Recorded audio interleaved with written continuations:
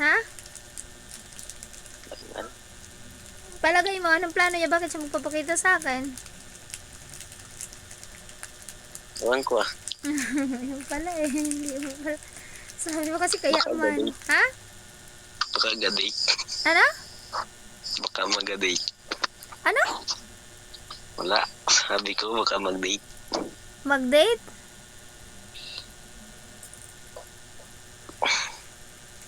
O baka ipapasyal niya lang ako. Magmamall. Si ano? Si Limar. Isa ka manliligaw. Taga sa inyo. Kilala yun ni ng pinsan mo. Pumunta na yun dito. Guardians. Nag-ano kasi siya. Nag-seminar siya sa Guardians. Kailan mapunta? Nakapunta na. Kailan? Noong ano, nagtampo nga yung pinsan mo eh. Nagselos siya sa aming mga picture.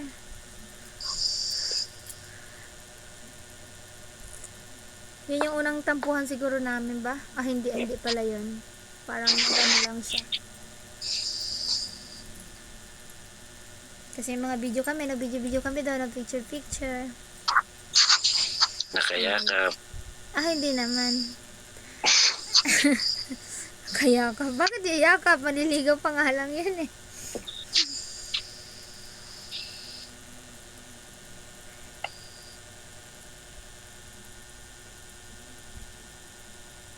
Ganda mo talaga. Kumain lang kami. Mag-seminar muna siya, alas 2 na natapos. Nung natapos, nagyaya siyang, pinalam niya ako sa nanay ko, baka pwede daw kami pumunta sa mall. Pinayagan naman ako. Video kami, nag-picture, tapos kumain. Tapos umuwi na kami ulit, balik na dito sa bahay. Tapos nung gabi, umuwi na siya. Hinatid ko na siya sa sakayan. Umuwi na siya. Diyan tumulog? Hindi naman, bawal naman matulog dito. Hindi nga. Oo. Bawal matulog dito. Bakit? Siyempre, maliligaw nga lang, ba't ka matutulog? Ano kaya yun?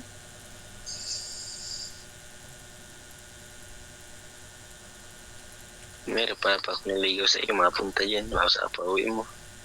Uwi talaga, pagdating ng hapon.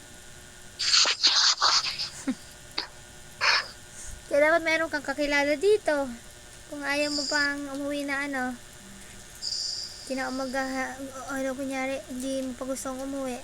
Meron kang kamag-anak dito, kakilala. Tutuluyan mo. Si Nards, mag-ano daw siya dito, mag-boarding house muna siya dito. Kahit 3 araw lang. Kasi hindi niya balak bumalik ka agad pagka pumunta siya dito.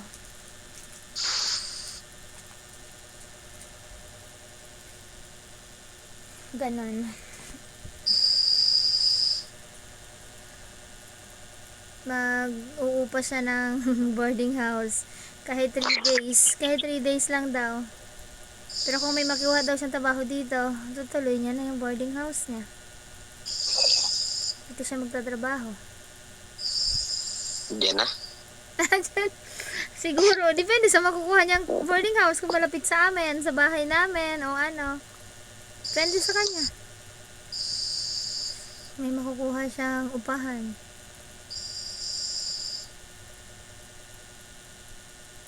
Bakit? Naman. Tapos kung meron daw trabaho yata dito na ano, papasok siya.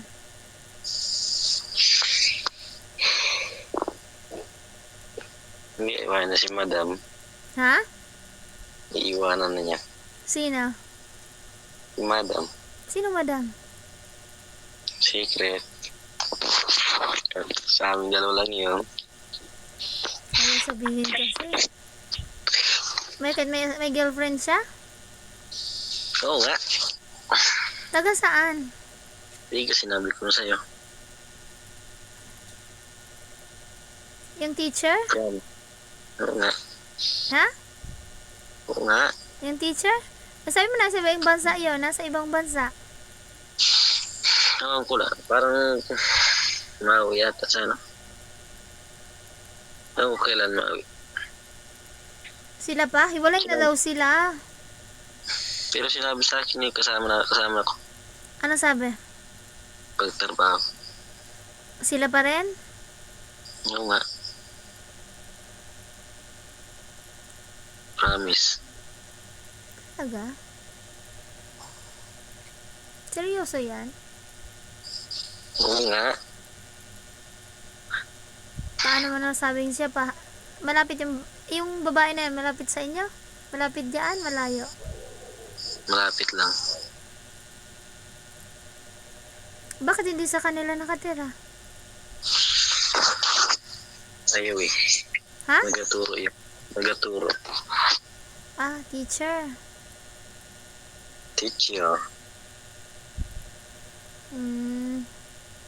Pero may mga anak. Ewan ko lang kung meron. Hindi ko alam. Wala mo siyang sinabi sa akin. Wala pa. Baka hindi siya matutuloy. Baka kunyari lang niya yun napupunta siya. Ano yun? Hindi sila nag-uusap? Lagi naman siya nakatawag sa akin. Oo nga. Kahit na madaling araw. At saka wala naman sinabi sa akin si tita. Kakausap ko yung kapatid niya eh. Si tita. Pinapapunta nga niya ako doon sa kanila eh. Nagbakasyon daw ako doon. Kahit 1 week. Ayoko lang. Sabi ko ayoko nahilo. Sabi ko ayoko. Kasi nahihilo ako. Ito yung O kung mayroon siyang girlfriend, bakit niya inalok ako na ano? Sure yan? O hindi din natin alam.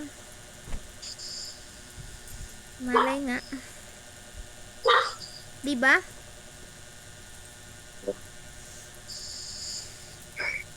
Pipilitin kong maging tayo sa huli. Saan ka na? Bakit madam ang tawag? Ha? Bakit madam ang tawag mo? Doon sa shota niya.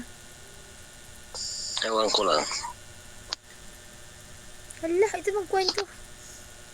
Bakit ewan mo? Kwento sa'yo ni Nards. Ha? Kinuwento sa'yo dati? Oo. Ano daw ang kwento niya? Ano na? Hmm? Ano? Hindi ko napansin ng tanghali. Tanghali. Ha? Hindi ko napansin. Oh.